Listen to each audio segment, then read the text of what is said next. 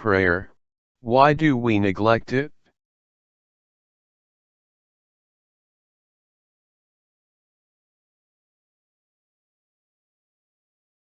How can you pray consistently if you do not know what to pray for?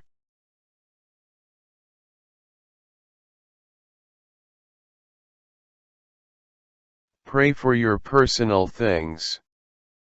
These are the things you use for yourself.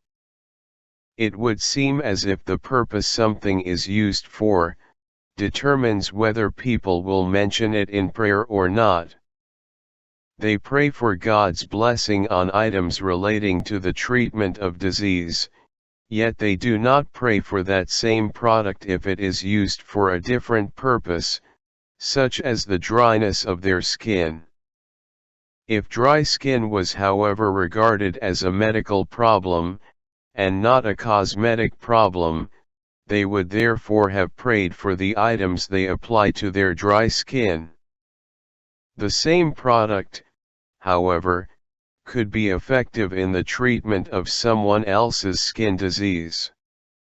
If an item only serves a preventive purpose rather than a remedial or maintaining purpose, is that enough reason for you not to pray for it? Is the purpose that something is used for the real determinant of one's prayer for the blessing of that item or not? Your prayer request regarding the item may be different, but you still need to pray for God's blessing on the item.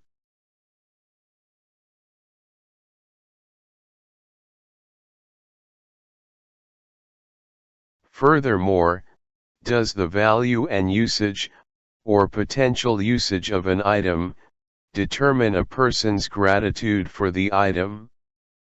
Should an item with a huge price tag or something made of precious metals, such as gold or silver, result in more gratitude than a cheaper item or one made of bronze? Is one supposed to pray for, or give thanks for the fact that you have feed for your cattle or hoofs for your horses in all situations, or only if these animals are used in a farming business? If the thing God gives a person is called a blessing, it is not wrong to reason that the particular thing is already blessed. He, however, still needs to ask God to bless it in a certain manner or for a specific purpose, especially since it might have been damaged or spoiled in a manner he might not be aware of, which could cause him significant harm, instead of benefiting him. In so doing, the blessings inherent in that which is blessed, are then unlocked.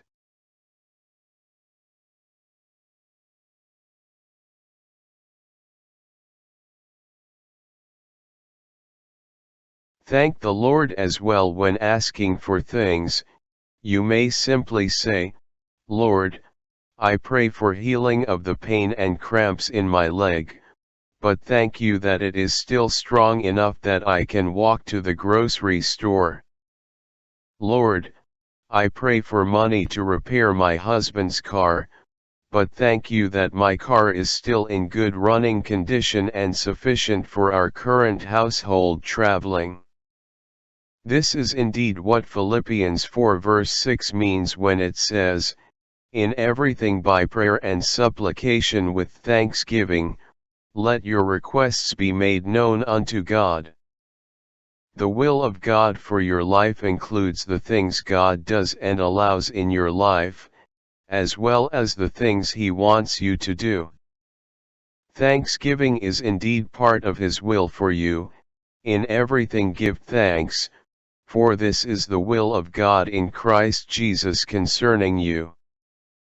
1 Thessalonians 5 verse 18. A very grateful person is someone who will even give thanks to God to the point of tears, for the minor blessings as well.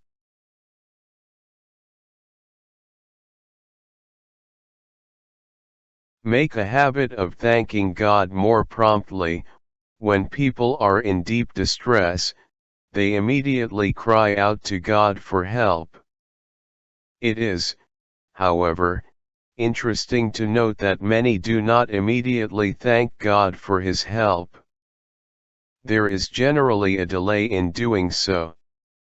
Even when realizing early in the day that they received an answer to their prayer, some people only thank God for it before going to bed.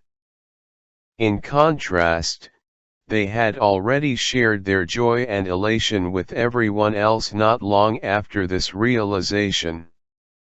When sharing the news of their breakthrough with others, they may also fail to state, "God has answered my prayers." Whereas they fell on their knees to seek His deliverance, they neglected to go down on their knees again, when thanking Him for it.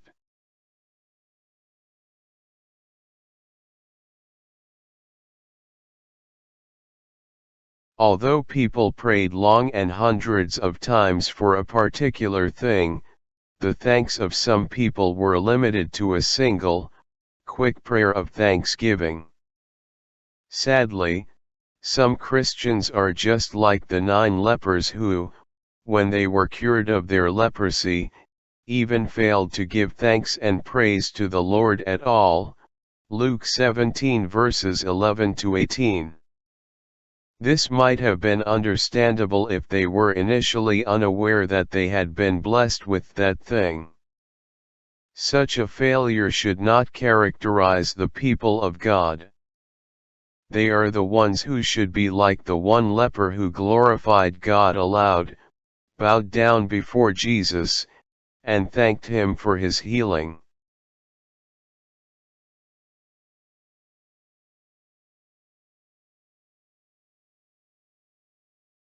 Thank God for your daily strength.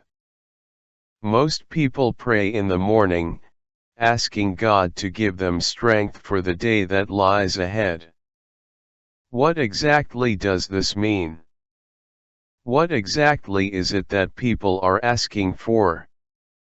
Are they praying for inner strength, physical energy, or spiritual strength?